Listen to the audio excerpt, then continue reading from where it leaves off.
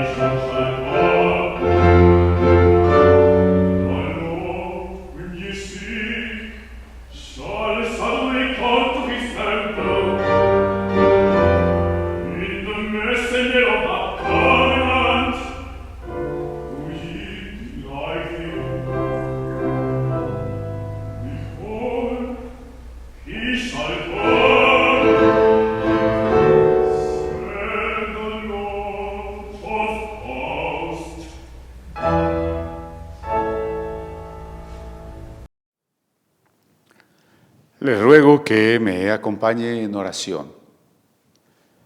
Te damos muchas gracias, Padre, por el privilegio de hablar contigo, por el grande privilegio de escuchar tu voz. Y ahora también quiero agradecerte por cada uno de los hermanos que está siguiendo este culto en este mismo instante o de manera posterior.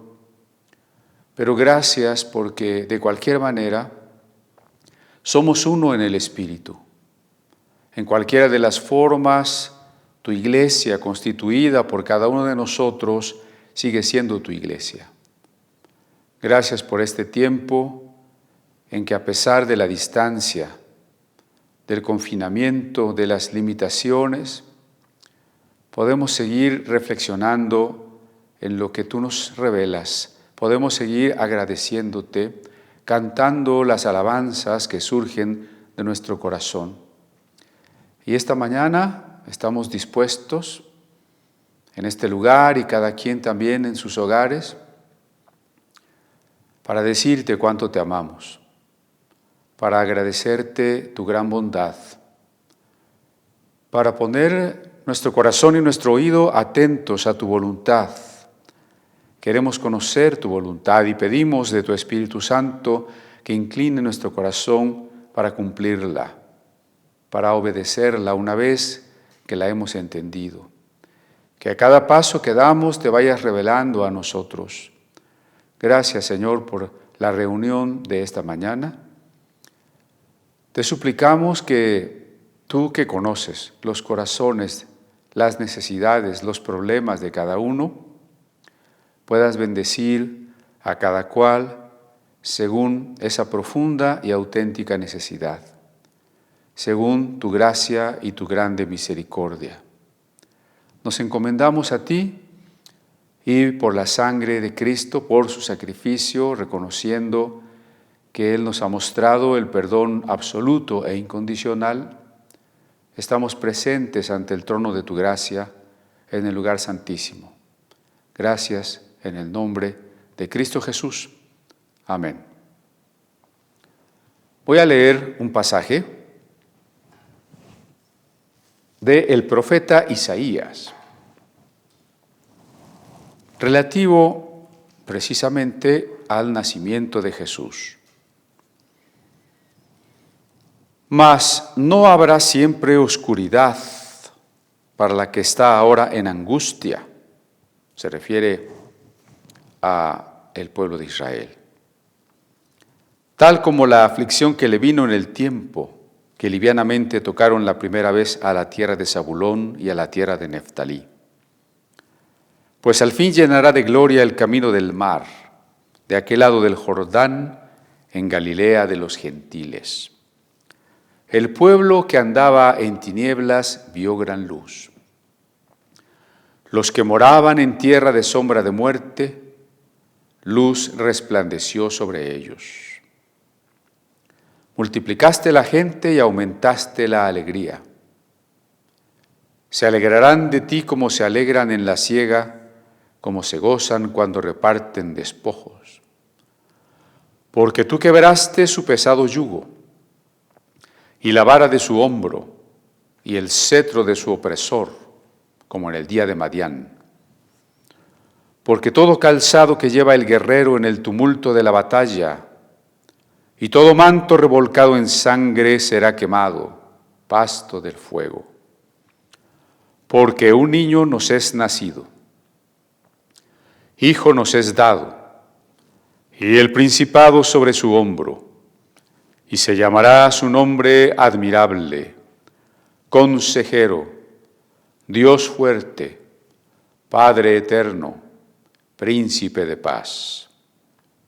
Porque un niño nos es nacido, hijo nos es dado, y el principado sobre su hombro, y se llamará su nombre admirable, consejero, Dios fuerte, Padre eterno, príncipe de paz. Lo dilatado de su imperio y la paz no tendrán límite. Sobre el trono de David y sobre su reino, disponiéndolo y confirmándolo en juicio y en justicia desde ahora y para siempre. El celo de Jehová de los ejércitos hará esto. Maravillosa profecía acerca de Jesús. Y a través de los nombres que se reconocen, nos habla de la naturaleza humana y divina de Jesús. Niño es nacido, un niño que tendrá la primacía y la autoridad, el principado sobre su hombro. ¿Y cómo se llama a ese niño? Con nombres divinos: admirable, consejero, Dios fuerte, Padre eterno, príncipe de paz. Vamos a gozarnos con la alabanza y vamos a continuar escuchando dos piezas más de la obra del Mesías de Händel. El libro del profeta Malaquías, en su capítulo 3 y en el verso 2, dice: ¿Y quién podrá soportar el tiempo de su venida? ¿Quién podrá estar en pie cuando Él se manifieste? Porque Él es como fuego purificador y como jabón de lavadores. Este texto da título al área para abajo del Mesías de Händel, que se llama precisamente ¿Quién podrá estar en pie cuando Él venga?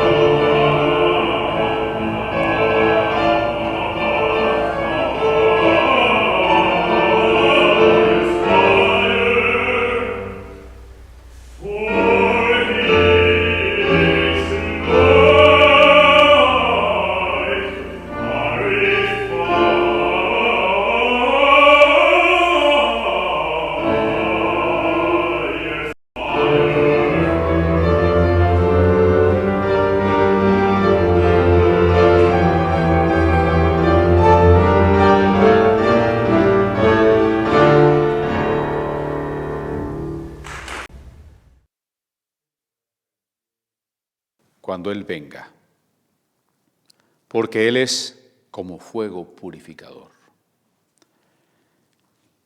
Las canciones, las alabanzas que estamos escuchando el domingo anterior, este domingo, son fragmentos de un concierto que Comunidad Apostólica organizó en alguna Navidad pasada, cuando todavía nos reuníamos en aquel templo que nos prestaba la Union Church. Y pues con ello quiero también agradecer a los hermanos que han participado en el Ministerio de la Música. Yo recuerdo hace algunos años, cuando recién comenzábamos las reuniones de comunidad, los pocos asistentes no conocían los cantos, prácticamente nadie estaba afinado, era verdaderamente difícil. Bueno, ahora estamos muy agradecidos con Dios y con ustedes, porque hay bastantes hermanos que participan tocando un preludio, enviándonos un canto, una grabación, la participación del coro y por supuesto algunos maestros en música, usted lo ha apreciado, y otros pues aprendices apenas, ¿no? Algunos somos apenas aprendices, otros pues bastante virtuosos, pero gracias a Dios por cada uno. Es a la vez una invitación para que usted siga participando o, si no lo ha hecho, bueno, también se anime y nos envíe un preludio, una alabanza. Y bueno, gracias a Dios porque estamos siempre en una búsqueda de la mejor música. No queremos conformarnos con los géneros musicales que el mundo le impone a las iglesias. Queremos siempre rescatar y avanzar en la gran herencia musical judía y cristiana que hemos recibido de más de 20 siglos y que es una gran riqueza espiritual, es una gran riqueza de edificación y por supuesto de honra para nuestro Dios. Vamos a escuchar ahora otro de los momentos cumbre de este oratorio de George Frederick Händel, compositor inglés del barroco en música. Y bueno, toda la obra, como el nombre lo indica, El Mesías, es un relato desde que Jesús es anunciado y nace en este mundo hasta su muerte, resurrección y por supuesto el reconocimiento que Dios es el Rey, Dios es el Señor omnipotente que lo gobierna todo. Escuchemos así el aleluya del oratorio El Mesías de Händel. Amen.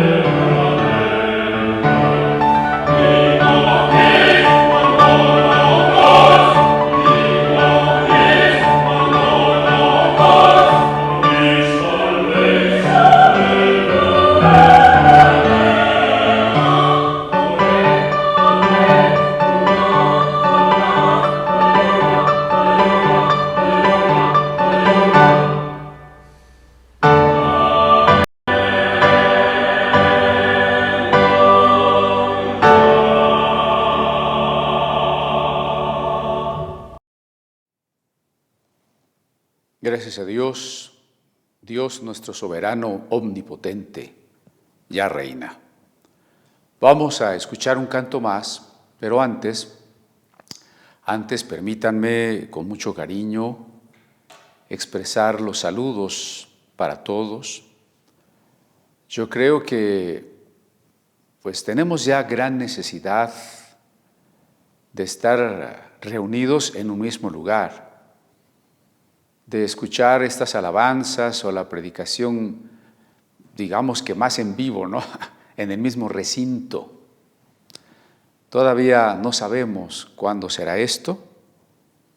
Usted sabe que algunos países, como aquellos de donde algunos de nuestros hermanos nos acompañan, Inglaterra, España, están sufriendo nuevos confinamientos, no solo por la variante Omicron del SARS-CoV-2, sino por las otras cepas que también están en una nueva ola.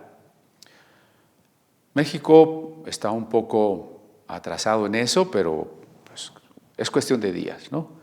Tenemos que estar muy atentos y saber cuándo nos vamos a poder reunir y cuántos nos vamos a poder reunir, etc.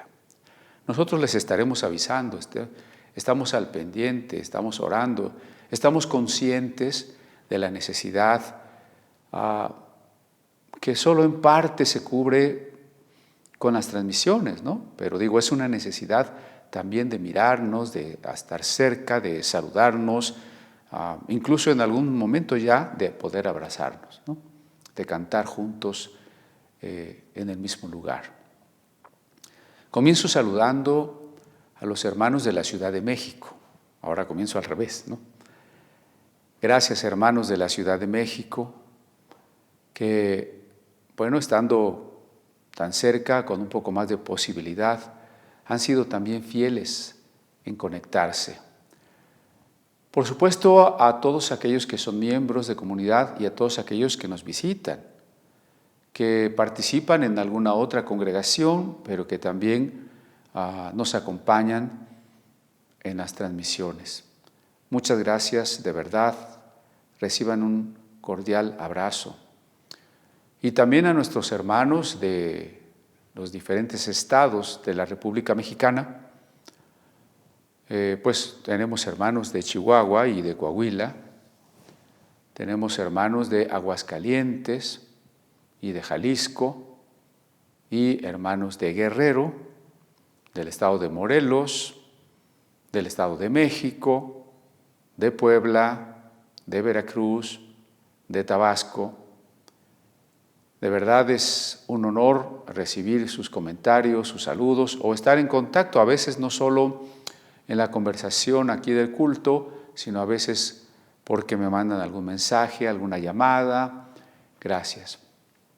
Y a los hermanos de otros países, hermanos que radican en los Estados Unidos, hermanos de Canadá, un placer saludarles. Por supuesto, hermanos del otro lado del mar, a nuestros hermanos de Inglaterra, de España, de Japón y de Italia.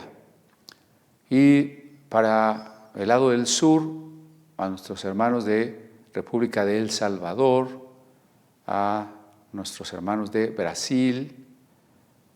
Gracias por acompañarnos, hermanos de Venezuela. Y seguramente otros hermanos que yo quisiera que también nos escriban. Escríbanos, es un placer saber que están con nosotros, y a veces hay hermanos, como lo hemos comentado en alguna ocasión, que también nos dejan saber sus preguntas, ¿no? O incluso su desacuerdo, y es una buena oportunidad de platicar. Bien, queremos reiterar esos saludos y quisiera también orar por las necesidades. Cuando nosotros hemos insistido que la oración es un diálogo amoroso y que Dios no es una especie de genio que nos dará todo lo que le pidamos, sino que Él sabe de antemano lo que necesitamos y sabe lo que nos conviene, espero que ya vamos comprendiendo y aprendiendo cada día que busquemos entendimiento de su voluntad para orar conforme a su voluntad. Y algunos hermanos me han dicho, bueno, entonces no tendríamos que orar. ¿Para qué oramos por los demás si Dios también los ama, si Dios sabe sus necesidades? Bueno, Dios es un Padre de todos nosotros. Y cuando usted tiene varios hijos y usted ve que uno de ellos se preocupa por el otro, usted se alegra. La oración de intercesión es, en primer lugar, una auténtica preocupación amorosa por el otro. Y orar por mi hermano es agradable a Dios, que ve que llevo las cargas juntamente con Él. Y hemos insistido que la consecuencia o el resultado de una oración de intercesión debe llevarnos a preguntarnos qué puedo hacer, qué debo hacer. Decíamos al principio que Dios conoce nuestras condiciones y nuestros corazones y por tanto conoce también nuestras necesidades. Vamos a pedirle, hermanos, allí en donde usted se encuentra, oremos por usted y usted ore también por todos los demás. Padre, una vez más, agradeciendo siempre la oportunidad de platicar contigo y por la certeza de que nos escuchas y que nos guías. Te pedimos, como nos enseñaste, que venga tu reino, que a estos pueblos y países en donde vivimos venga tu reino. Hay mucha gente que no te conoce. Tú moriste por ellas, tú les amas y nosotros queremos manifestar también nuestra preocupación y nuestra súplica por ellos. Y pedir al mismo tiempo que nos llenes de tu Espíritu Santo para funcionar como testigos auténticos, testigos motivados por el amor. Y que por el poder de tu Espíritu Santo estemos siendo usados, colaborando contigo, mejor dicho, para que otras personas te reconozcan como su Señor y su Salvador. Te pedimos por tu iglesia que está tan necesitada, porque también muchas veces hay carnalidad y pecado.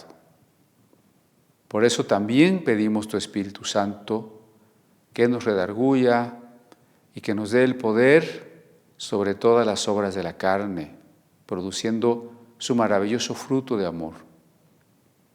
Pedimos por tu iglesia también, en donde muchas veces se predican desde las cátedras y los púlpitos doctrinas no bíblicas. Que tengamos temor de ti, comenzando por nosotros mismos, para que podamos estudiar tu palabra y compartirla con temor y temblor. Y también pedimos de tu Espíritu Santo para que nos ilumine en el entendimiento de las Escrituras que Él mismo ha inspirado. Te rogamos especialmente por cada uno de los hermanos que ahora o en otro momento seguirán estas reflexiones y estas alabanzas. Y nos unimos como parte de tu cuerpo para suplicarte por sus enfermedades, por sus problemas familiares, por sus necesidades económicas, por aquellos a quienes embarga la tristeza o la depresión, por aquellos que sufren la ausencia de un ser querido, por aquellos que buscan urgentemente tu voluntad. En el nombre de Jesús te suplicamos que podamos experimentar tu mano de consuelo, tu aceite que venda y cura nuestras heridas, tu mano de confort sobre nuestras cabezas, escuchar tus palabras amorosas, y sea que tú nos saques de este problema o que permitas la tempestad algún tiempo más, podamos experimentar la paz podamos experimentar la alegría. Y cada vez que decimos no a una tentación, crecemos, maduramos en el amor por ti. Encomendamos a tu amado pueblo, a tu amada iglesia, a tu gran misericordia, para que le guardes irreprensible en espíritu, alma y cuerpo, hasta el día de tu venida, en el nombre de Cristo Jesús. Amén. Permítame presentar la Biblia de este domingo. Es una Biblia en ucraniano que amablemente nos ha donado una joven de aquel país que nos acompañó en la conferencia que tuvimos recién sobre una interpretación cultural del Apocalipsis.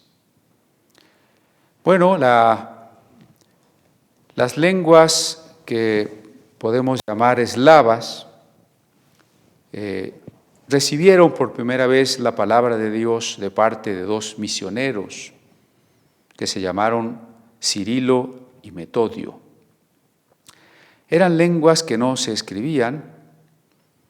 Cirilo compuso un alfabeto llamado glagolítico en el que comenzó a vertir la Biblia, y diríamos que, por ejemplo, dentro de las lenguas eslavas, en georgiano, un antecedente del ruso, la Biblia fue traducida en los primeros siglos. Pertenece a ese grupo de las traducciones que llamamos las versiones antiguas. Para el siglo XVI, que hubo una profusión de traducciones a lenguas modernas, se tradujo la Biblia en 1581, fue la primera traducción, la primera publicación en las lenguas eslavas, y para el siglo XX, mucho tiempo después, en el año de 1962, la Sociedad Bíblica Británica y Extranjera publicó la versión ucraniana de la Biblia, una traducción que había elaborado el metropolita Hilarión Oyenko. Bueno, ahora la iglesia ucraniana es una iglesia separada de la iglesia ortodoxa griega y de la iglesia ortodoxa rusa. Recordemos que la iglesia de Cristo ha sufrido grandes cismas. En el siglo V vino la primera separación entre la iglesia latina de las iglesias orientales. Cuando las iglesias orientales se negaron a reconocer, porque pensaron, creo yo, que bíblicamente correcto, que no era justo que un obispo de Occidente pretendiera ser el pastor de todos los pastores, las iglesias orientales se separaron. Para principios del siglo XI, la iglesia ortodoxa griega se separó de la iglesia católico-romana, fue el segundo cisma. Para el siglo XVI, con el nacimiento de la iglesia protestante en la Reforma, tenemos el tercer gran cisma de la iglesia. Y un cuarto cisma, o quizá no tan grande, pero sí casi 5 siglos después, es el que se consumó en 2019, cuando la iglesia de Ucrania se separó de la iglesia ortodoxa rusa. Bueno, hoy tenemos una hermosísima edición con índice en los cantos dorados, una Biblia en ucraniano. Gracias a Dios que la Biblia es el libro más traducido de la historia y que actualmente se sigue trabajando en nuevas traducciones. Bien, vamos a escuchar una alabanza más en voz de nuestra hermana maestra Estela Jaimes, el canto Santa la Noche, recordando que no es que Jesús nazca cada 25 de diciembre nuevamente, sino que cantamos estas alabanzas que nos recuerdan aquella noche de hace 20 siglos. Algunos hermanos pueden poner esas pequeñas maquetas que llamamos nacimientos Y está bien, y no porque crean que el niño va a nacer allí cada año, ¿no? Sino solamente una manera de recordar, de agradecer a Dios, de tener presente, de ayudar en la reflexión de lo que significa el gran misterio de la encarnación. Vamos a escuchar el himno Santa la Noche.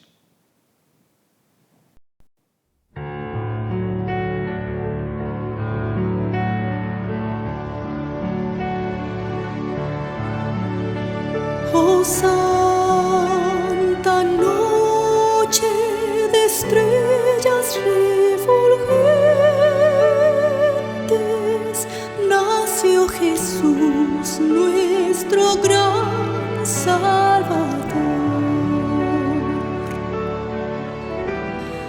Tanto esperó el mundo en su pecado, hasta que Dios derramó su amor. La nueva luz al mundo regocija, anuncia pronto el glorioso día. Con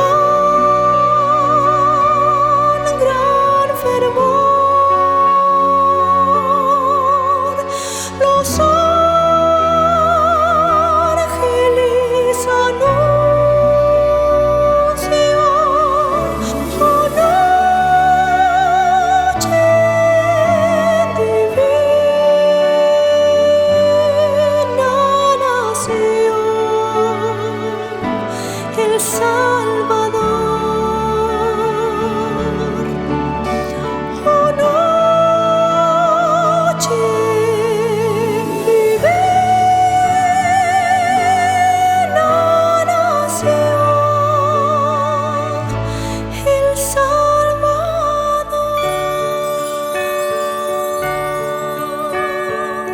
Nos enseñó a amarnos uno al otro, su ley nos dio, su evangelio de paz. Él nos libró y rompió las cadenas, y en su nombre cesó la opresión. Las gracias damos con alegre canto, en oración su nombre proclamamos. Con gran fervor los ángeles anuncian, oh noche divina, nació el Salvador. Oh noche divina,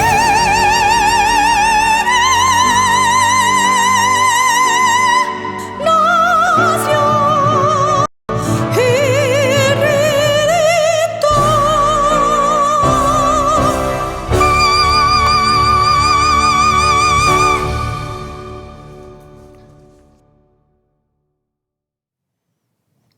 Gracias a Dios por esta alabanza y por supuesto gracias a nuestra hermana Estela porque nos edifica y nos conmueve a través del canto. Vamos a prepararnos para la reflexión de las Sagradas Escrituras.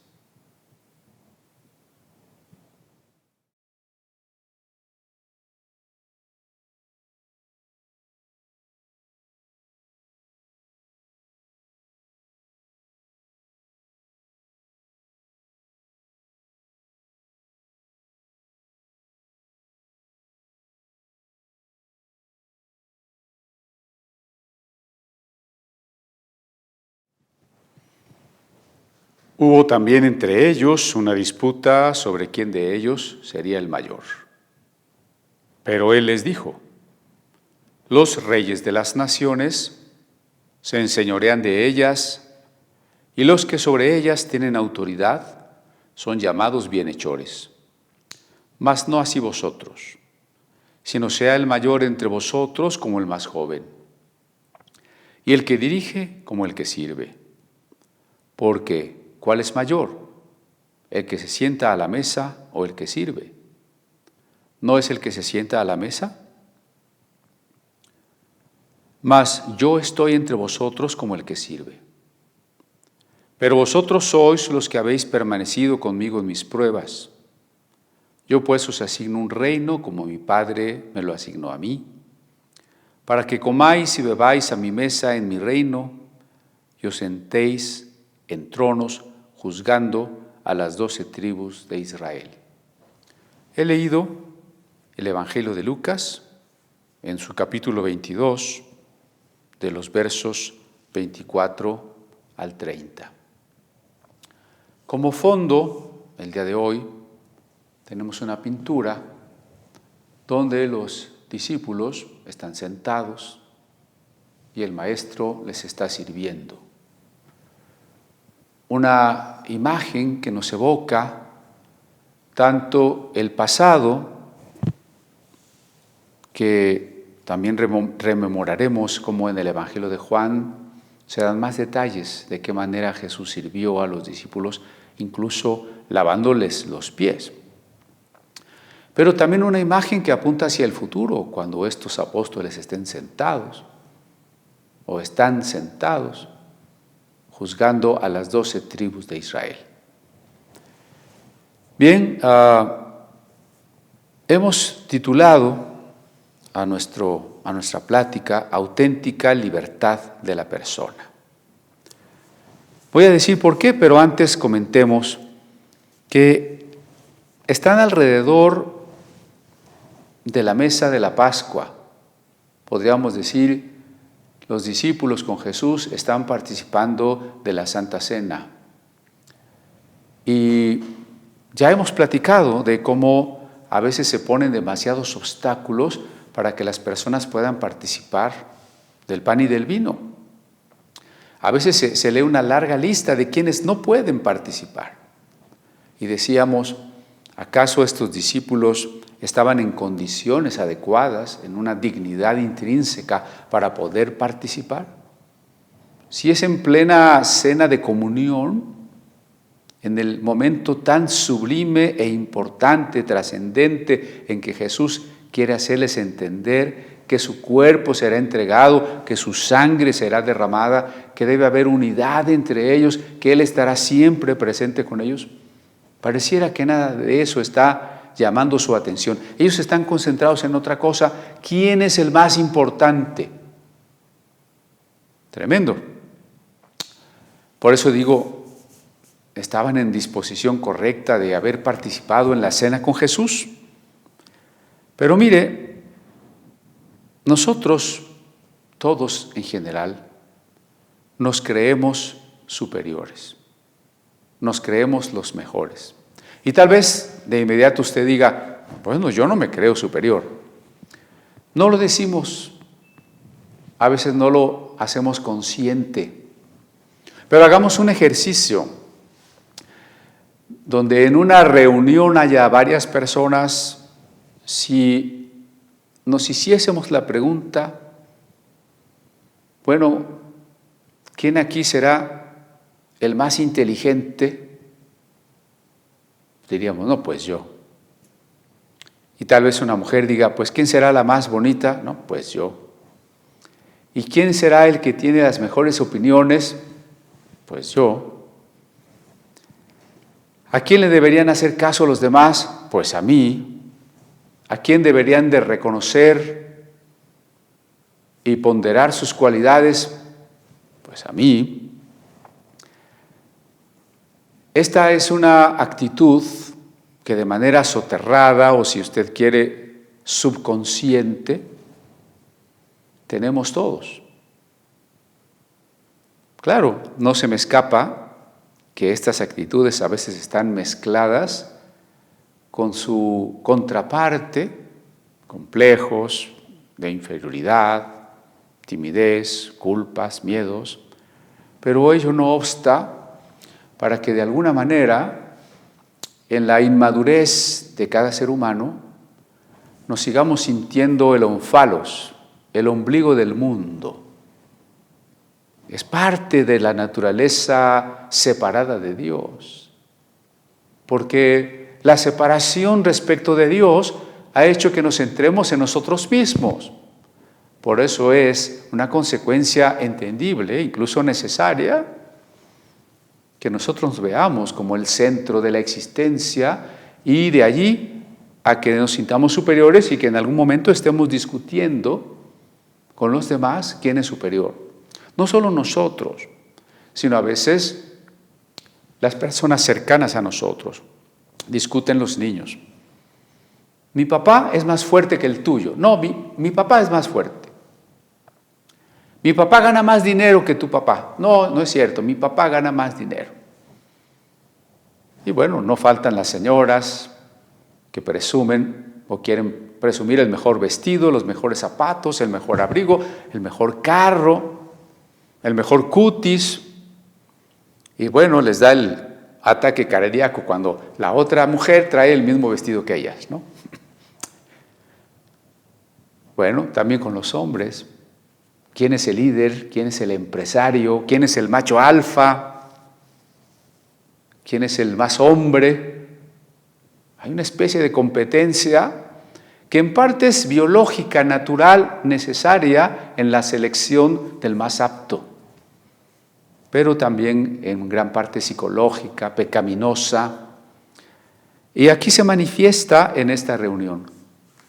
Cuando Jesús escucha que sus discípulos están discutiendo en este tenor de gran carnalidad, un tema que hace evidente que ellos están en otro espíritu, que no están entendiendo lo que Jesús les acaba de decir, lo que Jesús acaba de hacer, que no han madurado después de 3 años de discipulado con el Maestro.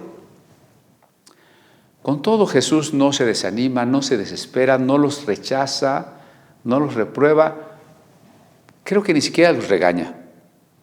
Jesús les habla de una manera dulce, positiva, pero clara, sobre cuáles son las prioridades de la vida. Y les dice: los reyes de las naciones se enseñorean de ellas, y los que sobre ellas tienen autoridad son llamados bienhechores. Quisiera unir esto con lo que comentábamos, que Jesús está consciente, sabe que va a morir. Jesús está a unos momentos de su muerte y aún así está preocupado por sus seguidores. Quiere seguir enseñándoles hasta el último momento. Y mientras estos hombres quieren ser los primeros, demuestran que no han encontrado el sentido de la existencia, no han encontrado el propósito de la vida. Quien no ha encontrado el propósito de la vida, tampoco puede entender y afrontar correctamente la muerte. No sabe qué es la muerte, no puede tener la esperanza y la certeza frente a la muerte. Y eso contrasta con la actitud de Jesús, porque con esta serenidad que Él les ha avisado de su muerte, con esta conciencia que ha simbolizado su muerte en la comida, con este amor para aconsejarles a pesar de que en unas horas más habrá dejado de existir, está afrontando su muerte de una manera que podemos llamar valiente, que podemos llamar digna. ¿Cómo afrontamos nuestra muerte? ¿Para qué hemos vivido? Samsón le falló a Dios. Al final le pidió una última oportunidad. Oportunidad que Dios le dio y que a Samsón le costaría la vida. Lo asumió. Finalmente, Samson murió cumpliendo la voluntad de Dios. ¿Cómo afrontamos la muerte? Esta manera en que Jesús come y convive con sus discípulos nos debe desafiar y nos debe de invitar a pensar cómo vamos a afrontar la muerte. No quiere decir que nosotros sabremos exactamente cuándo nos vamos a morir o cómo nos vamos a morir. No sé cómo en el sentido de una enfermedad, atropellado, un paro cardíaco, martirizado por Cristo, no lo sé. Pero sí podemos decidir de qué manera vamos a morir. ¿Cómo? ¿A qué me refiero? Si nosotros andamos caminando en el Espíritu, estamos decidiendo que moriremos, cualquiera sea la forma, estamos decidiendo que dependemos de Dios y del tiempo de Dios. Si caminamos en el Espíritu, estamos decidiendo que nuestra muerte puede ser afrontada con paz, con alegría, con la certeza de la salvación. Si vamos a morir en la fidelidad de la fe, martirizados por Cristo, estamos decidiendo que seremos valientes.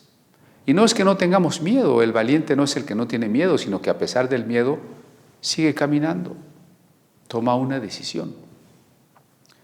¿Cómo afrontamos nuestra muerte? ¿De qué manera vamos a morir? Lo estamos decidiendo ya de muchas maneras. Tanto cómo cuidamos nuestro cuerpo, nuestra salud, nuestra alimentación, y no le echemos la culpa a Dios de que alguien que se descuidó en eso se murió. Ya hemos insistido en ello. No. Pero sobre todo, espiritualmente, ¿cuál es nuestra certeza? ¿Cuál es el propósito de nuestra vida? ¿Cuál es nuestra fe en el momento de la muerte? ¿Buscando qué nos vamos a morir? ¿Nos vamos a morir intentando huir del sufrimiento?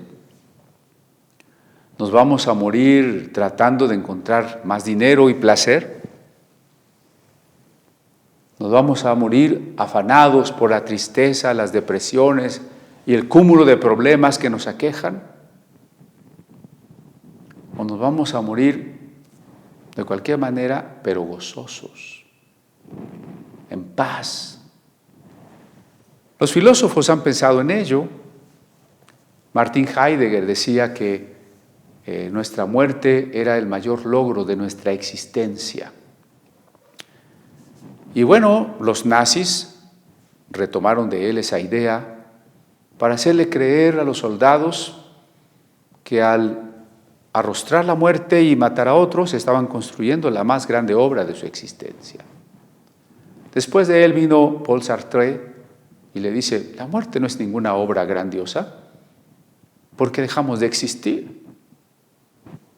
¿Y cuál es el punto de vista cristiano? Cristo es el mejor ejemplo. Cristo nos está mostrando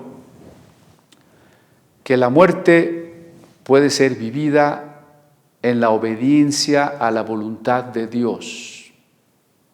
Y esa es la manera en cómo nosotros quisiéramos afrontar nuestra muerte.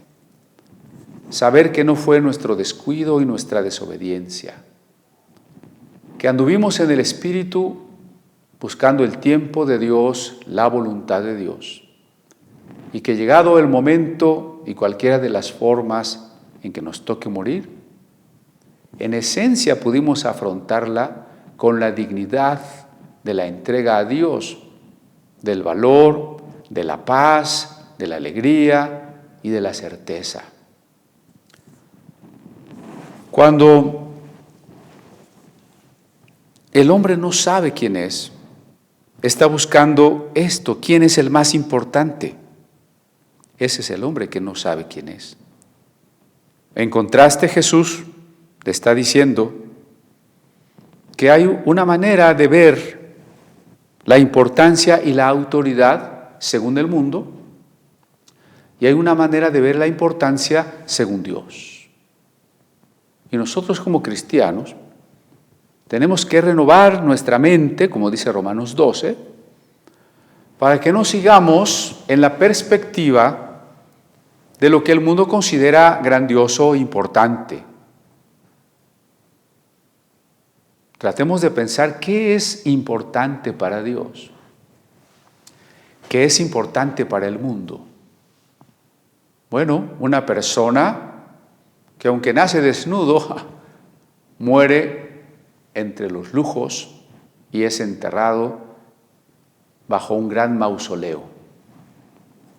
El mundo cree que es importante poseer, tener muchas propiedades, mucho dinero, ser una persona influyente, reconocida socialmente, con grandes logros en los distintos terrenos empresariales, académicos, políticos.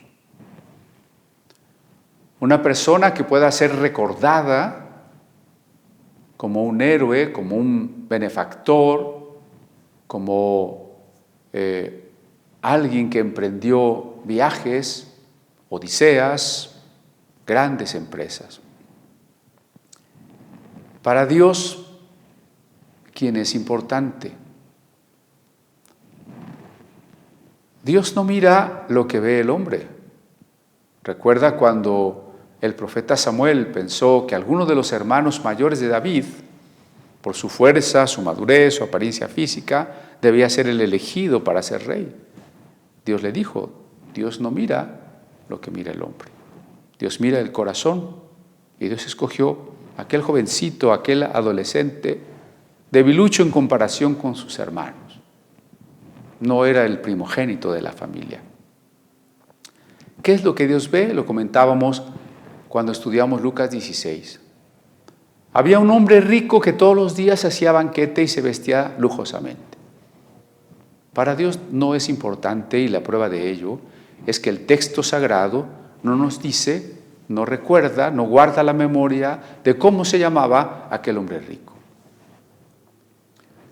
En cambio, aquel miserable, tirado al quicio del zaguán de la casa del rico, que socialmente no tenía ninguna importancia, ningún éxito, ningún logro, a quien nadie volteaba a ver y a nadie le importaba saber cómo se llamaba. Es de quien la Biblia nos guarda el nombre, que en el relato ha sido contado y leído millones de veces en muchas lenguas del mundo. Lázaro. Para el mundo, las personas que pueden, que tienen, son importantes, los fuertes, los que no lloran, los que ganan, los victoriosos, los ricos.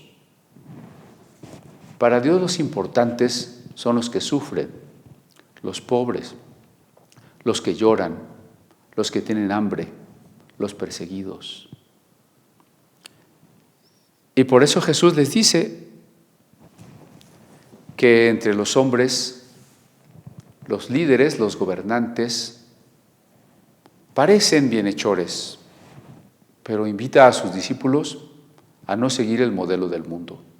Porque el modelo del mundo está sustentado en esta separación respecto de Dios. El hombre que se ha centrado en sí mismo, recuerde la historia de Adán.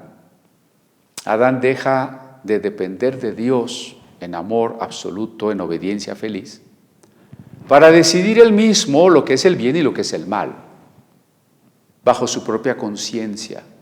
Ese es el hombre de la separación. Y el resultado del hombre de la separación es que termina divinizándose, haciéndose Dios. Y con ello quiero que pensemos en nuestra época.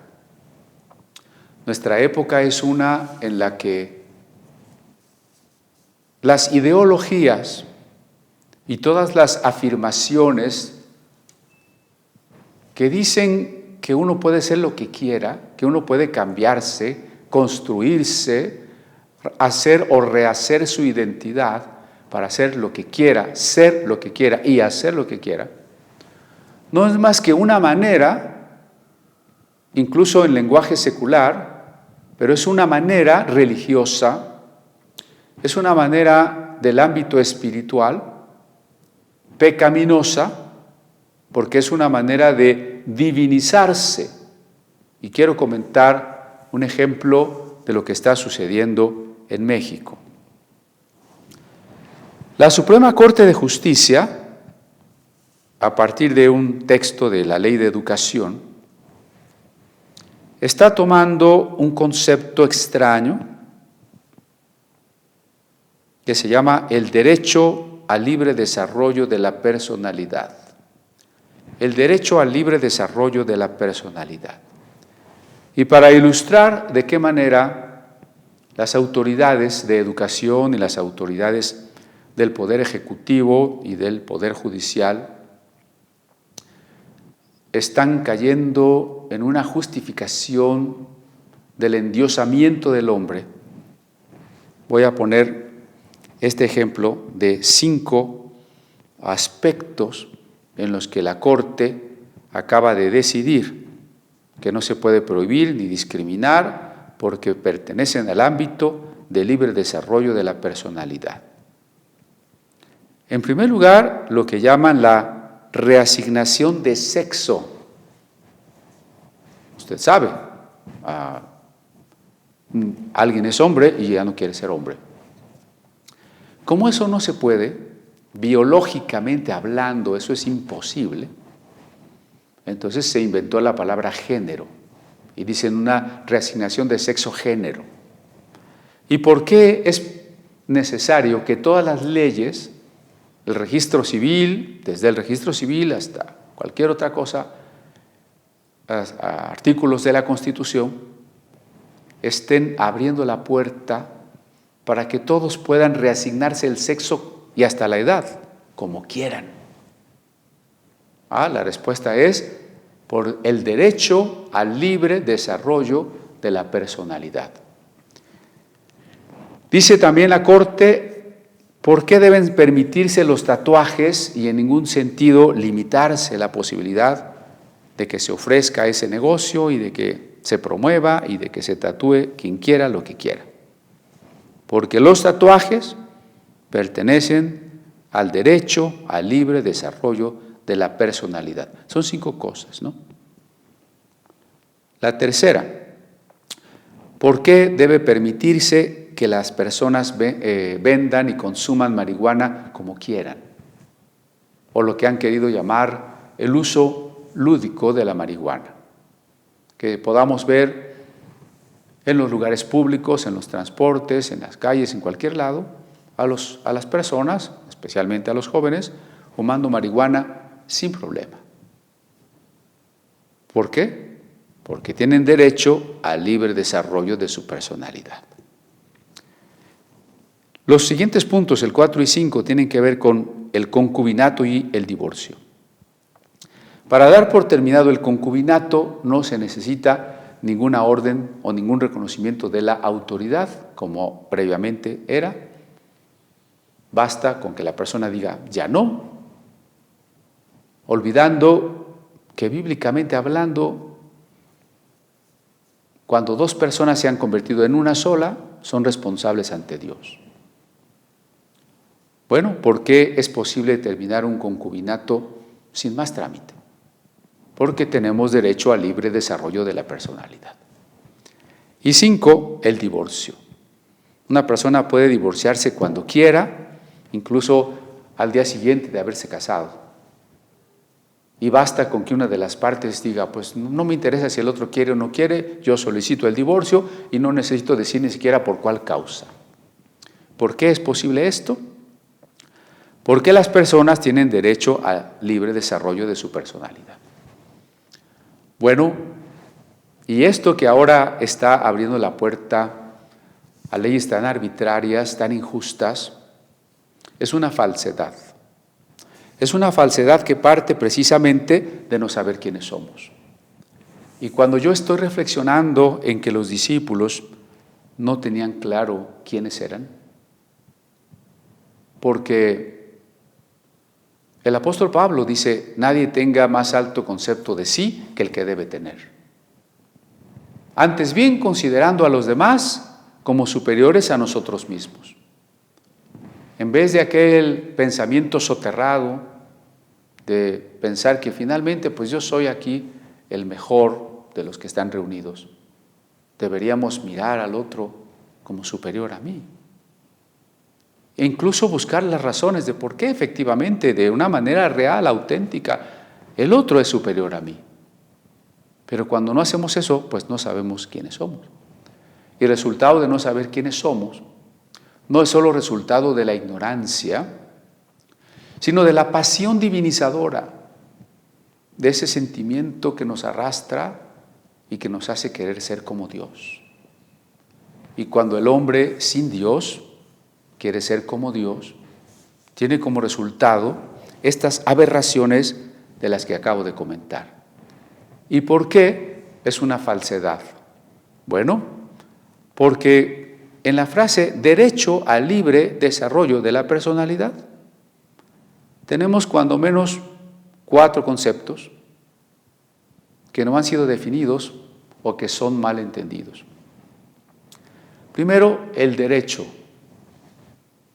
porque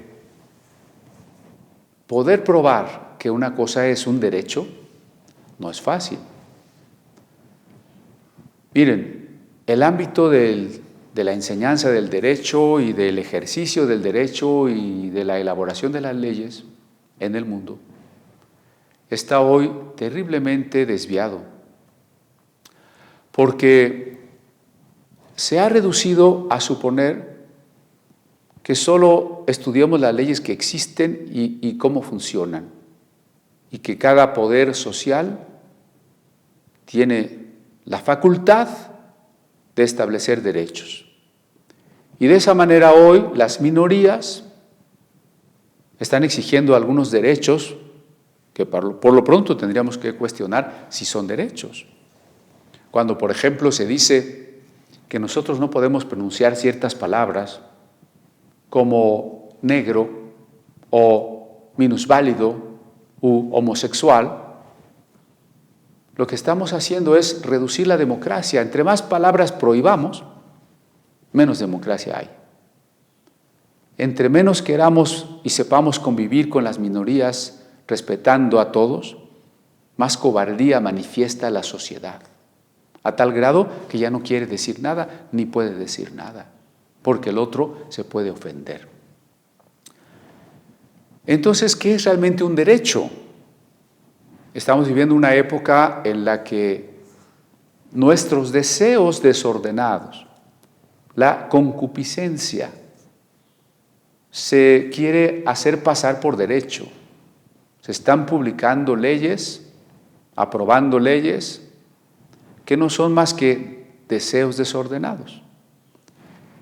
No olvidemos que Dios nos ha dado una revelación, tanto en su palabra como en la razón, de que la justicia, la auténtica justicia, tiene que estar basada en una ética, en la ética.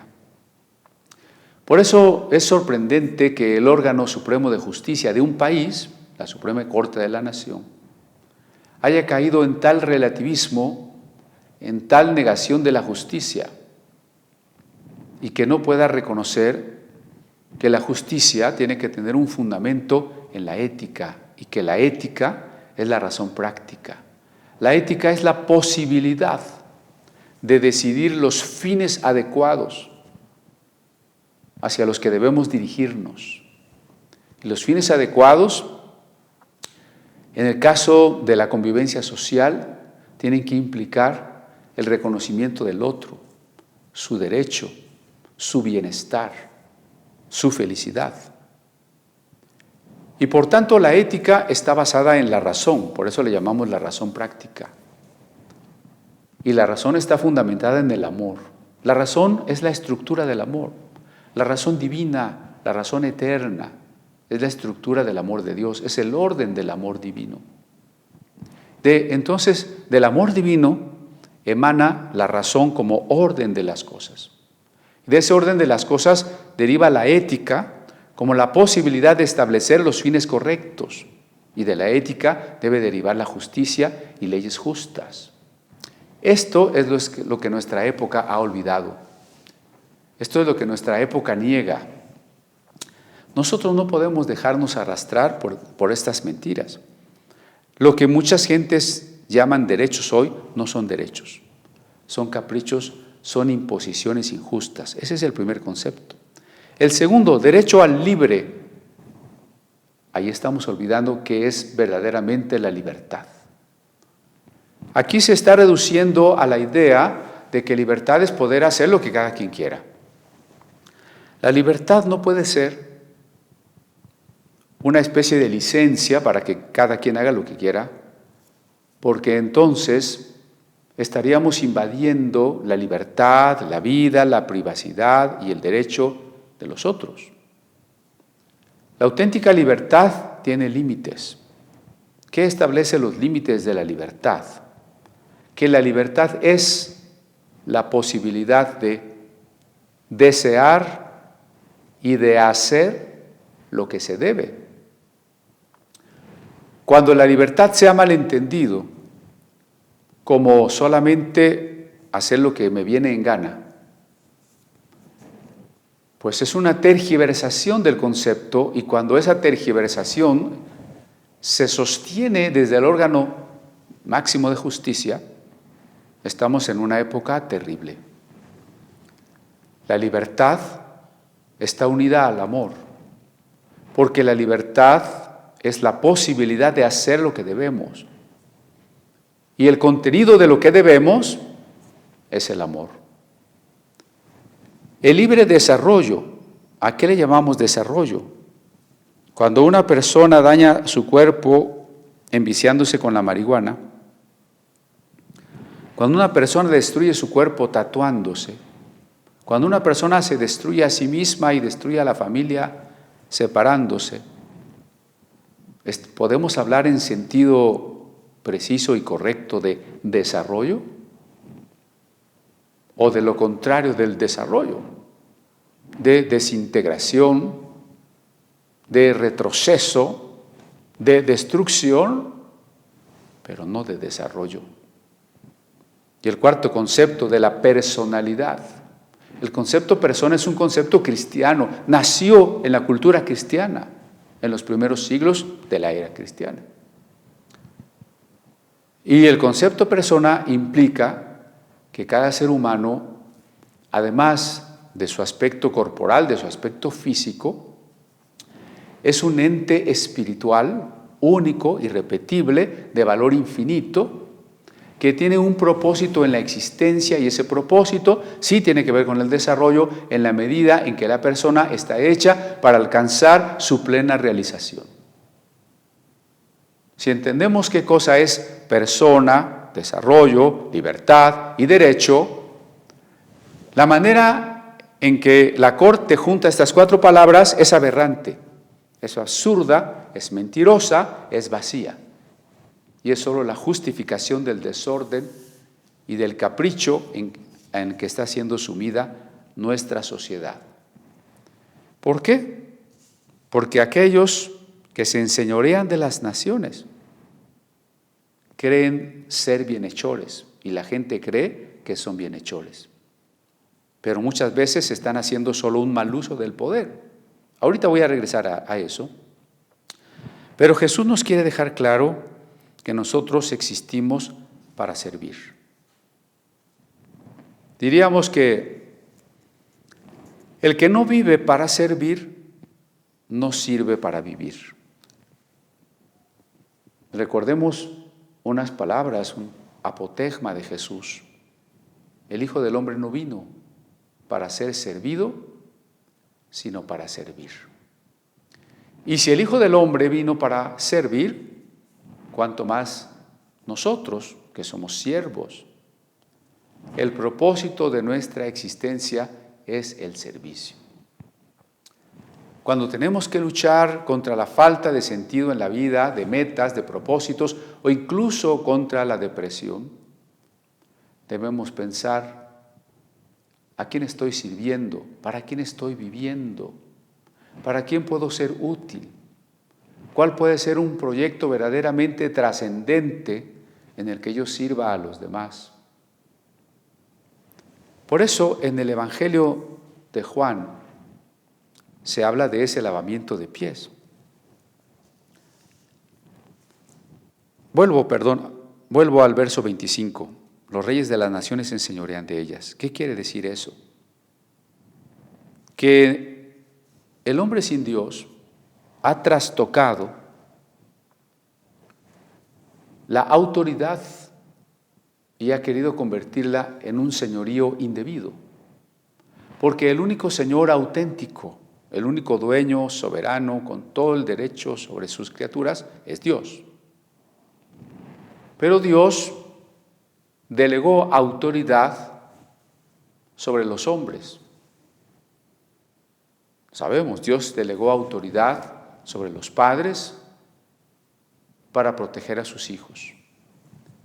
Dios delegó autoridad sobre el varón en la familia para proteger a la esposa, para proveer a su casa. Dios delegó autoridad en los gobernantes de las naciones para que protegieran a los pueblos. Dios delegó autoridad en los hombres que tienen los medios de ayudar a otros, los que son señores, los que tienen empresas, los que manejan riquezas. Dios dio autoridad a los siervos, a los ministros espirituales, para que cuidaran la iglesia de Cristo.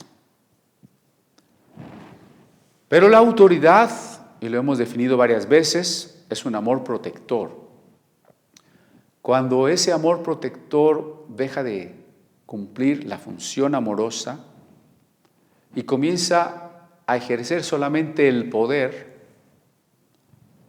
sin vistas al amor, solo ejercer el poder, la autoridad conlleva un poder, por supuesto, pero cuando se ejerce el poder con otros fines, como es el interés personal, el engrandecimiento personal, la ganancia, el dinero, la riqueza, entonces se tergiversa, se desvirtúa la autoridad. Esto lo tenemos desde el relato del Génesis, cuando Dios creó a la mujer a partir del varón y después del varón, para mostrar con ello que la mujer iba a estar protegida amorosamente por su autoridad, el varón. Pero cuando el hombre y la mujer se separaron de Dios, entonces el hombre se enseñoreó de ella y ella quedó en una condición de servilismo y de deseo hacia su marido. Y esto sucede en todos los ámbitos de la autoridad. En el caso del gobierno, cuando uno lee los libros de historia, parecería que los grandes hombres fueron los que mataron mucha gente. Sí, los conquistadores. Fue grande Napoleón, fue grande Alejandro el Magno. Los hombres que lograron grandes empresas, y a veces no nos ponemos a pensar a costa de qué. Uno de los más grandiosos emperadores de la China antigua, por allá del siglo III a.C., que mandó construir la Gran Muralla China. Conquistó a muchos estados de una manera cruel, mató mucha gente para unificar China. Después esclavizó a más de 1 millón de personas para construir la muralla. Luego esclavizó otros 700,000 para construir una tumba grandiosísima que hasta la fecha existe, no sé, de un lujo exacerbado. Y sería considerado un emperador divino, un gran hombre. Dice Jesús, los hombres se enseñorean de las naciones, los que las gobiernan se enseñorean de las naciones.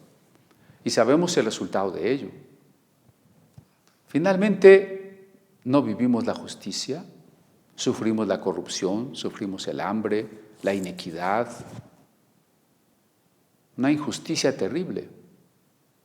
Mientras los detentadores del poder viven en la opulencia, en la riqueza, mandan matar personas, hacen muchas injusticias, muchas obras impías, a escondidas y de manera impune. En contraste, Jesús nos está diciendo en el versículo 26, mas no así vosotros, sino sea el mayor entre vosotros como el más joven, y el que dirige como el que sirve. Yo quisiera que me acompañe, por favor, al verso 26 nuevamente, porque lo voy a leer en griego. Recordemos siempre que la predicación de Jesús, la historia de Jesús, las cartas apostólicas, los evangelios, se conservaron en la lengua griega. Siempre la revelación es progresiva. Voy a insistir en ello también más adelante, pero si Cristo es la culminación de la revelación y todo lo referente a Cristo nos llegó en la lengua griega, es muy importante que no la dejemos de lado. Nuestros actuales Nuevos Testamentos han sido traducidos de la lengua griega.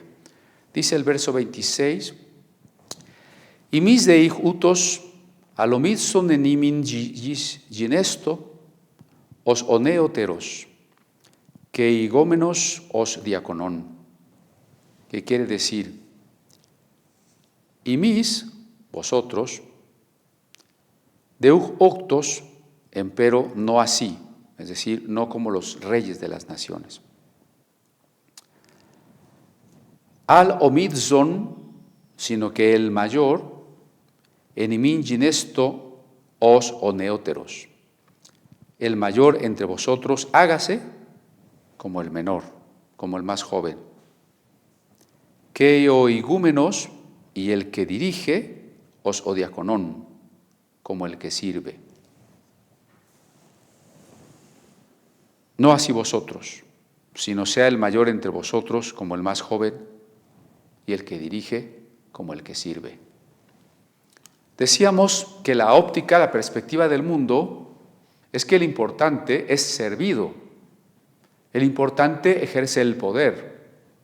Tiene sirvientes o de plano tiene esclavos.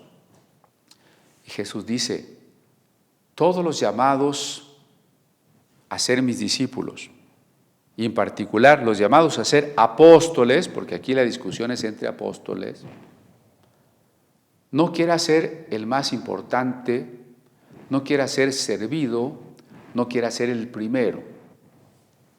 Bueno, este es un llamado de atención a muchos ministros, porque en realidad, y es triste reconocerlo, una gran proporción de pastores, de estos nuevos llamados profetas y apóstoles, vive, predica, ejerce en una actitud contraria. Esa actitud de yo soy la autoridad, me deben de reconocer, todos ustedes deben de ofrendar y hacer pactos con Dios para que yo pueda vivir en esa riqueza en la que Dios quiere que yo viva. Y cualquiera que quiera hablar contra mí o ponerme en duda, Dios lo va a maldecir. Y vemos muchas manifestaciones de la manera en que los predicadores, los líderes, queremos ser los primeros. Desde aquellas comidas comunitarias donde el pastor tiene lugar especial y si a todos les van a dar un pedacito de pollo, a él le va a tocar la mayor parte, ¿no? Hasta, pues, esta fama, esta importancia que se autoconceden algunos predicadores, llamándose a sí mismos los elegidos, los padres espirituales, los llamados por Dios para dirigir una gran obra, los guerreros espirituales, los guerreros de oración, los apóstoles de apóstoles, los apóstoles de redes apostólicas, inventando más títulos para ser el primero, como la desviación del concepto obispo para después tener arzobispos, cardenales y papas. Pronto la iglesia olvidó este consejo de Jesús. Entre ustedes, los llamados, los apóstoles, los misioneros, los pastores, no deben querer ser grandes, no deben querer ser los primeros. Por supuesto, esto se aplica a todos nosotros, porque ese deseo de sobresalir y de ser importante no es privativo de los ministros, está en todos nuestros corazones. Por eso, dice Jesús en este versículo 26, que el mayor sea como el más joven. En una época donde los ancianos eran respetados, la palabra del anciano era autoridad, era sabiduría, y además él es el que hablaba primero. El joven, si es que tenía oportunidad de hablar, hablaría al último, y sin la autoridad que tenía el anciano. Aquí Jesús está usando esa manera de ser, que por supuesto hoy se ha perdido, hoy al anciano nadie le hace caso. Y dice Jesús, si ustedes son los mayores, ya sea en edad y son personas respetables, o son mayores en estatura espiritual porque han conocido primero al Señor, pórtense como los menores, pórtense como los más jóvenes, como aquel que está siempre dispuesto a aprender, a escuchar bien y a escuchar antes de hablar, a hablar al final, a no imponer una opinión, a hablar con temor y temblor. Cada uno de nosotros, dice además, si no sea como el que dirige, no sea como el que quiere ser servido, sino como quien sirve. El Señor nos ha llamado, pero para servir, no para ser servidos. En la Iglesia de Cristo no hay jerarquías. Déjeme decir esto categóricamente. En la Iglesia de Cristo no hay jerarquías. No hay hombres más santos, no hay hombres que tienen poderes que los demás no tienen. No tienen algunos creyentes más del Espíritu Santo que otros. ¿No? Todos somos iguales. Todos somos hermanos. Todos somos sacerdotes. Y entonces alguien preguntará, ¿por qué hay entonces apóstoles, profetas, evangelistas, pastores? Porque ese llamado no es un llamado a ser superior, ni a ser servido, ni a ejercer un poder, ni a enriquecernos, ni a convertirnos en famosos. Es un llamado a servir, es un llamado a servir. Por eso el verso 27 dice Jesús, porque ¿cuál es mayor? ¿El que se sienta a la mesa o el que sirve? ¿No? Normalmente hay familias en las que el papá llega, se sienta y la esposa y a veces los hijos tienen que servirle. Ya. No es tan correcto eso, no es correcto. Por eso dice Jesús, el que se sienta a la mesa es mayor o el que sirve. Dice, ¿no es el que se sienta a la mesa? ¿No? Un rey, una persona importante, se sentaba y los demás le servían. Pero entonces Jesús dice, un contraste, pero yo estoy entre vosotros como el que sirve. Yo estoy entre vosotros como el que sirve.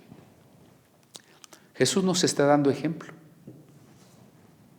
Él no está allí en la Santa Cena, en una especie de nicho donde los demás tienen que estarlo sirviendo. Jesús está allí como un amigo que comparte una comida de amistad. Y más que eso, como una especie de anfitrión que es capaz de tomar hasta el lugar de un esclavo para lavarle los pies. Yo quisiera que me acompañe al Evangelio de Juan para recordar en detalle esto que estamos diciendo ahora.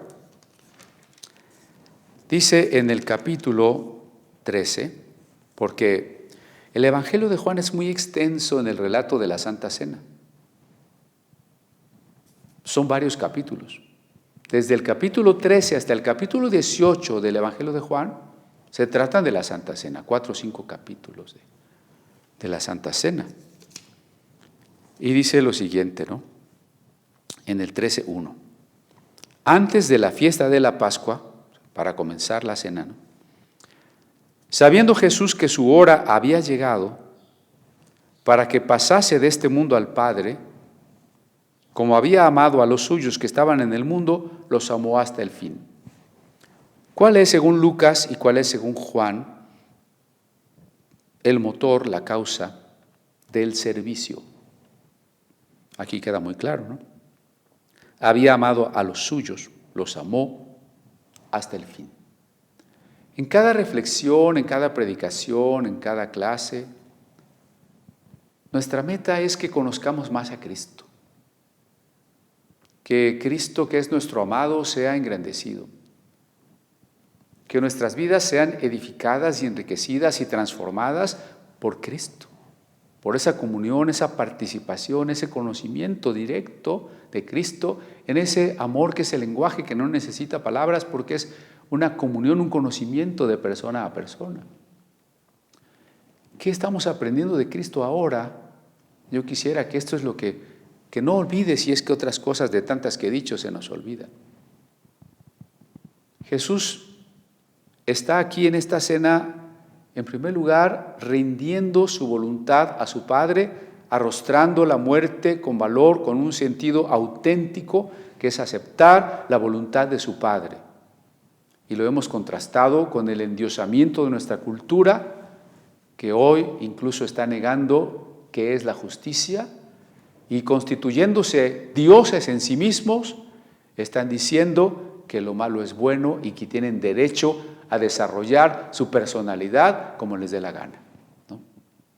En segundo lugar, estamos diciendo que Jesús enseñó a sus discípulos a no anhelar la grandeza, ni el primer lugar, ni la importancia, ni el poder. Ya en Lucas hemos estudiado cuando Jesús les advirtió. Hay quienes aman las primeras sillas en las sinagogas. Ya lo había dicho. Pero si ya lo había dicho, ¿cómo a los discípulos se les olvidó? Está en el mismo Evangelio de Lucas y unos capítulos después. Ya se les olvidó y están discutiendo quién es el más importante. ¿Qué nos muestra Jesús aquí? Una vez más que Él recupera el sentido preciso de la autoridad. Si los gobiernos y los hombres, los varones incluso, habíamos distorsionado el sentido de la autoridad para convertirla en un señorío déspota, para convertirlo en injusticia, en uso indebido del poder, abuso del poder, aparece Jesús dejando la omnipotencia para limitarse a la humildad y la autoridad que Él recupera, la autoridad que Él vive, la autoridad que Él recibe de su Padre, es el amor protector. Y ahora Jesús, en tercer lugar, se pone de ejemplo con su propia vida, con su ser entero, para mostrarnos que nuestra vida debe ser una vida de servicio, que quien sirve no es menos. Pero ¿por qué yo le voy a bolear los zapatos a fulanito? ¿Por qué yo le voy a servir la comida? ¿Por qué voy a estar siempre pensando en qué necesita? ¿Por qué soy yo siempre el que tiene que estar pidiendo perdón? ¿Por qué soy yo el que siempre tiene que estar buscando? Siempre perdonando, siempre tolerando. ¿Por qué? Porque la autoridad es un amor protector y porque yo estoy aquí para servir. Jesucristo es el máximo apóstol, el máximo sacerdote, el maestro, el Señor, el profeta. Los demás, todos somos iguales.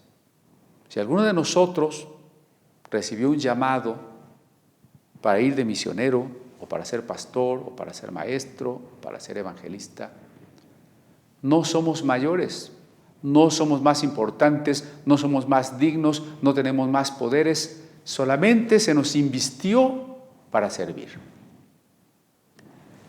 Así que vivamos el ejemplo de Jesús.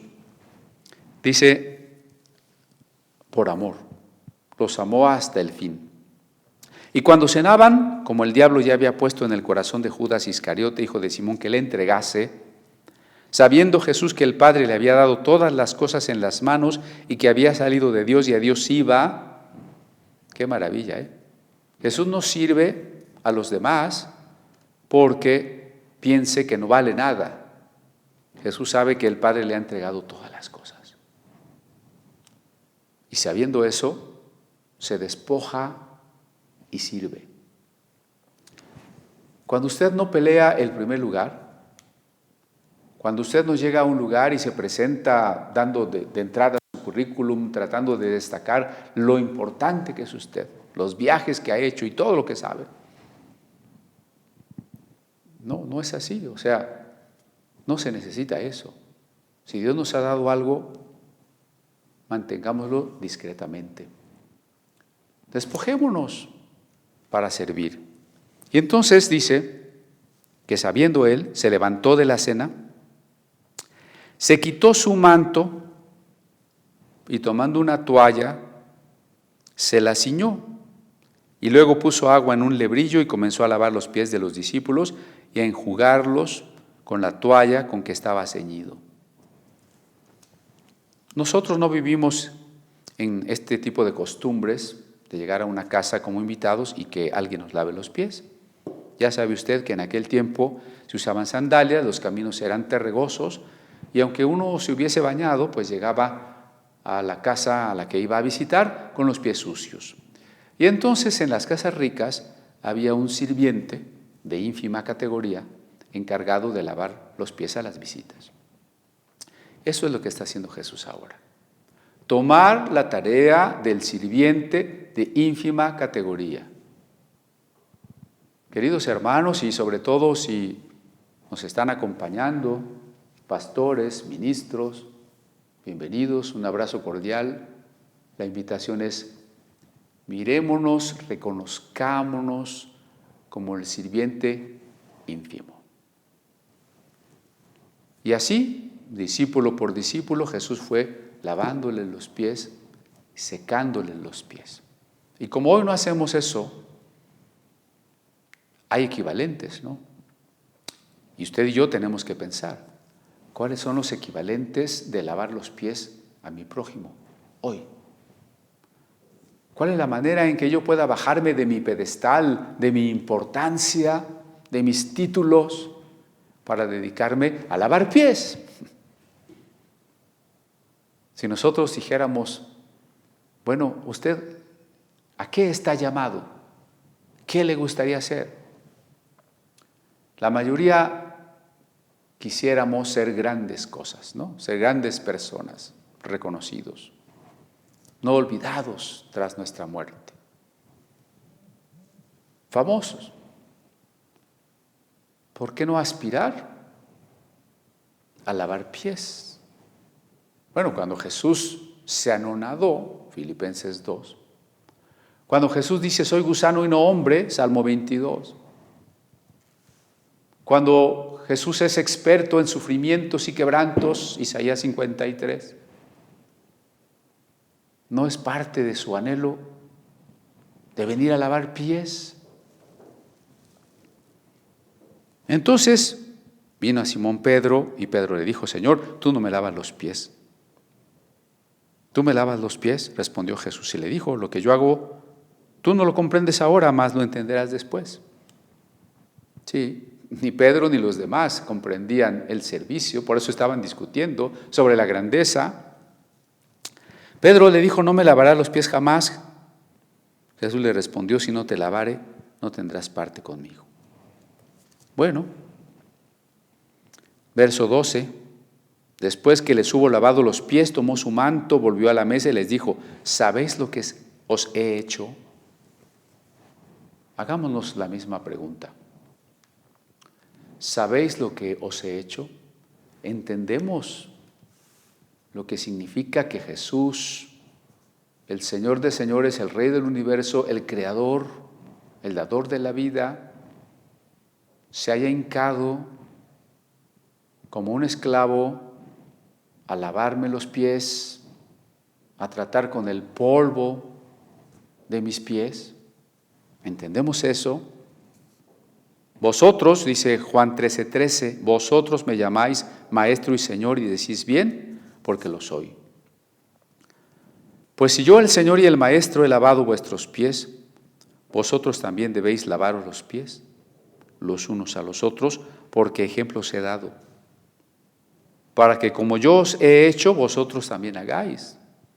Note la concordancia con Lucas. Jesús dice, el más importante es el que se sienta a la mesa, pero yo estoy aquí sirviéndoles. Ejemplo os he dado. Verso 16, de cierto os digo, el siervo no es mayor que su señor, ni el enviado es mayor que el le envió. Entonces, aquel que es mayor se humilló. Aquel que es mayor se hizo como el más joven, como el menos importante, como el que estaba dispuesto a cargar con las tareas más vergonzantes. Esa es la actitud que Jesús quiere que imitemos. Si pudiésemos decir con Tomás de Kempis, imitación de Cristo, aquí está. Jesús se negó, dice Pablo, hay en ustedes el mismo sentir en Cristo, que se despojó.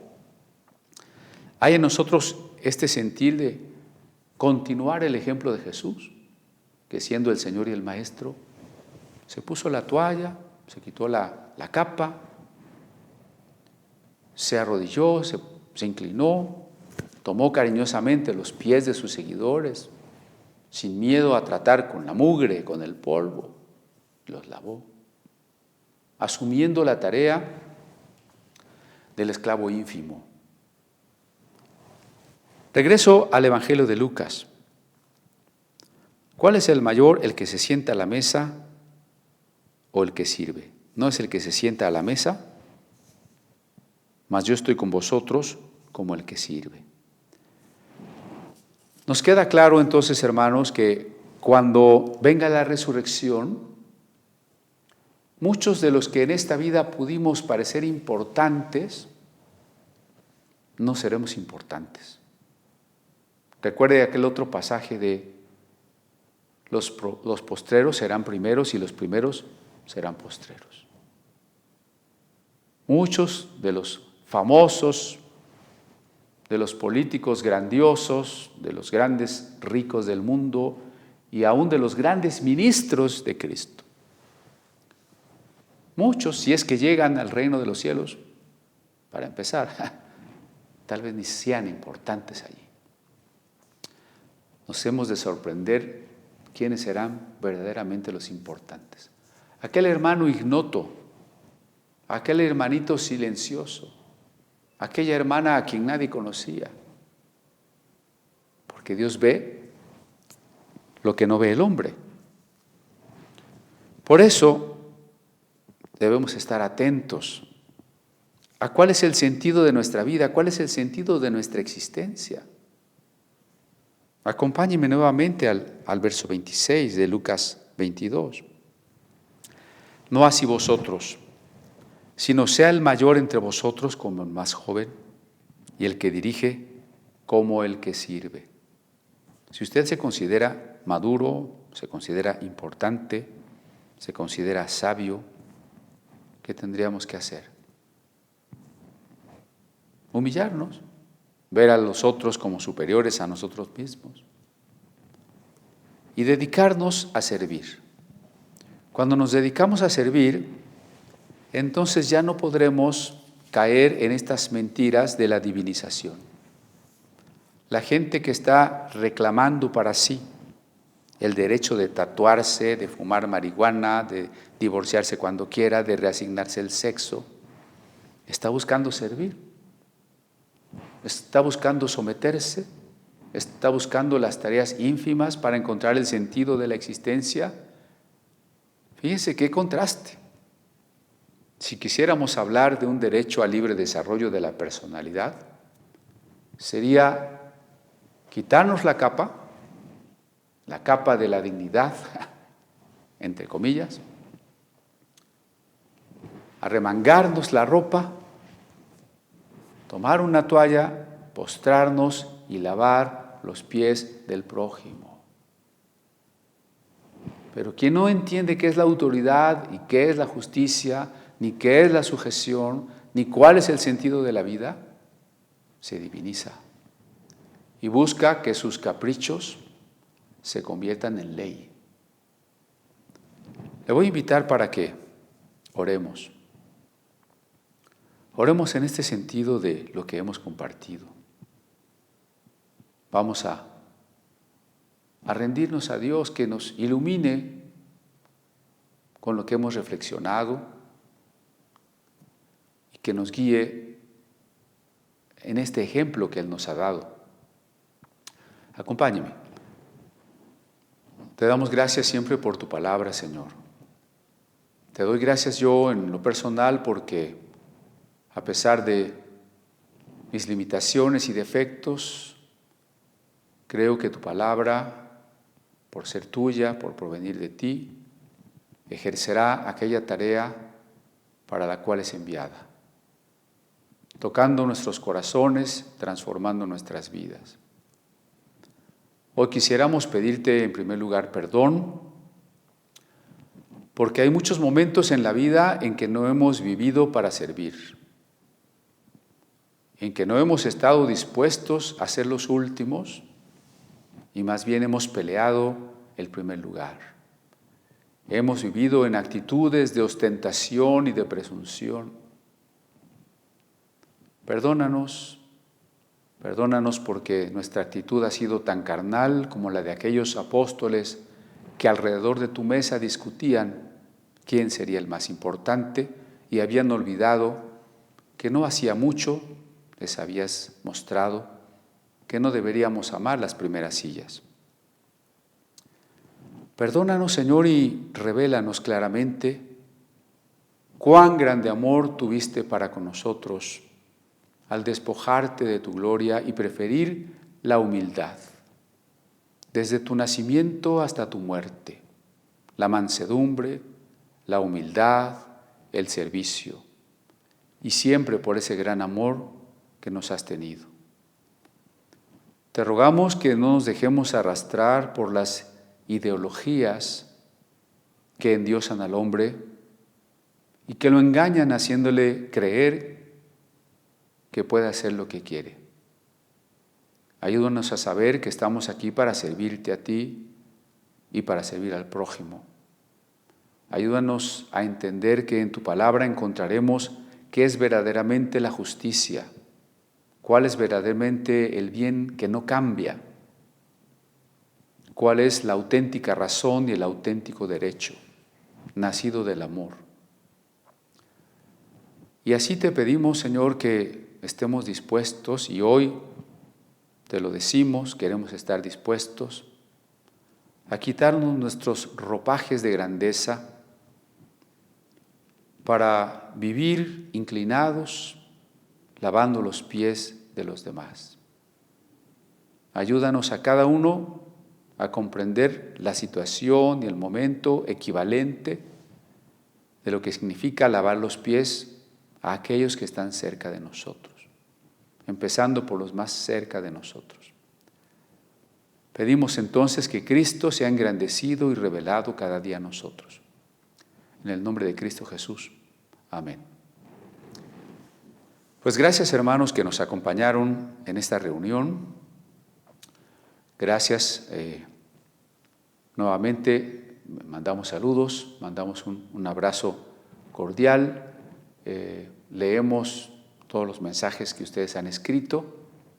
Hermanos, también léanlos para que de esa manera nos enteremos, intercambiemos, estemos en comunión.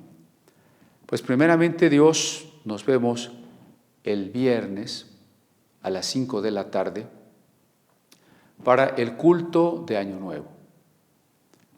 Una oportunidad, vamos a transmitir en vivo, una oportunidad de agradecer a Dios el año que termina, reflexionar sobre lo que ha sucedido en el año que termina y también tener pensamientos, propósitos, claridad sobre el año que ha de comenzar. Les esperamos el viernes. Voy a intentar que ya tengamos listo el nuevo plan de lecturas bíblicas. Gracias, hermanos, por su apoyo en oración siempre. Agradezco también a todos los hermanos que han sido fieles en sus aportaciones, sus ofrendas, sus diezmos, que han sido de gran bendición. Y gracias a todos los que colaboran en los cultos, predicando, dando exhortaciones. Gracias a los coordinadores de células por su trabajo que ha sido fiel, bastante bueno. Gracias a quienes coordinan los grupos, jóvenes, mujeres, varones. Gracias a los que han participado con la música.